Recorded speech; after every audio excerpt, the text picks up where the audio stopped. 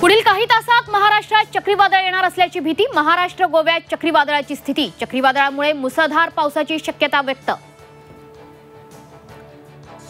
मान्सूनपूर्व पावसाचा दणका। मुसळधार पावसामुळे शेतकऱ्यांचं मोठ्या प्रमाणावर नुकसान। भाजीपाल्यासह फळबागांना सुद्धा पावसाचा फटका। सोलापुरात सलग 5 तास मुसळधार पाऊस। पावसामुळे मनपाच्या नाले सफाईची पोलखोल।